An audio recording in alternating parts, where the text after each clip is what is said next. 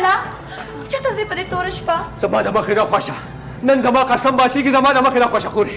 لالا اوس اوبه د ورخه اورېدلي دي. اوبه د ورخه نه زما د سره مه اورېدلي دي. زه نن د خپل سره تېر یم، مه خوښه زما د مخې نه. لالا ته د خپلې خور سر تور سر به څه کې؟ اول مال سر خور کا. سر به خورم خو ستا نه.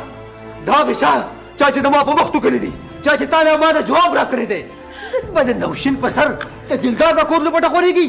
زه دا نشم برداشت کولی خورې، خوښه زما د مخې نه. لالا که ته تیلو پټې لږ عزتم وي تا نه غواړم. خورې په یو لپټه مې قسم خوړلی دی، په بله لپټه قسم مه راکوه. نو د دې لپټې هېڅ قیمت نشته. لاړ شه، درته وایم لاړ شه او زما د سر لپټه خپلو خپو کې یوسه. درته وایم لاړ شه.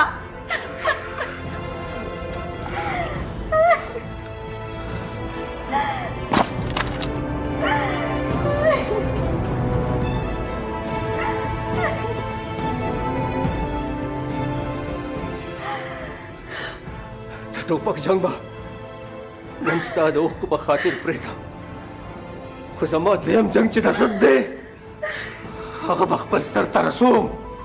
زه به نوشین ګټم، هغه به حاصلوم.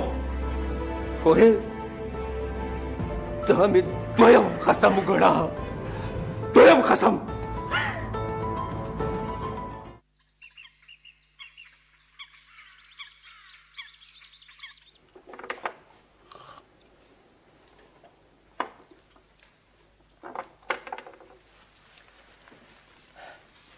د قسمت جنګونه وشي ما وګټلو. نه داسې نه ده، زه ته خو د ازل نه د یو بل وو.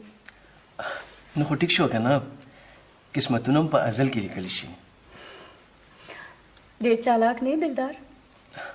اسې زما دا نوم ستا په خوله ماله ډېر خوند راکوي او شاعران یې په سندرو شعرونو کې څه داسې ستایي: ای یارا زما دلدارا. اوس چې مور پلار د دا نوم ایښی دی نو زه څه وکړم؟ ولې ستا خوښ نه دی؟ ولې نه؟ چې خلک یې په سندرو کې ستایي نو زما به ولې خوښ نه وي؟ او بیا زما خو سره نوم تړلی دی.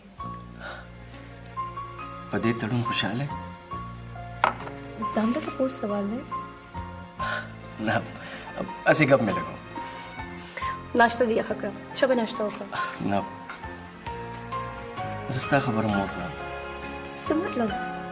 مطلب دا چې زه تا سره خبرې کوم نو ما نه خوراک هېري. اوس خو درته ما یاده کړه که نه، اوس ناشته وکړه. نه زما هم دغه ناشته دي. نه که نه دا خو غلطه ده. د ساري ناشته خو د شهزادګانو په شان کول پکار وي. څه مطلب؟ ګوره که نه خلک وایي چې د ساري ناشته د شهزادګانو، د غرمې روټۍ د باچاهانو په شان او د ماښامې روټۍ د فقیرانو په شان کول پکار وي. او دا د صحت راز هم دی. ورسېدم د یو ټکي سره په ټولو ورسېدم. کوم ټکي؟ د فقیرانو په ټکي. نو بس د نن نه پس به په دې ټولو خبرو باندې عمل کوي. ډن چې ستا خوښه ده نو د نن نه پرې عمل شروع. دا خو د مشرانو د خولې خبرې دي، زما د خولې خبره نه ده. ما خو تا نه واورېده، ستا نه مې زده کړه. تھینک یو. کب دی خواته چې ګرمي چیرې ته واچو.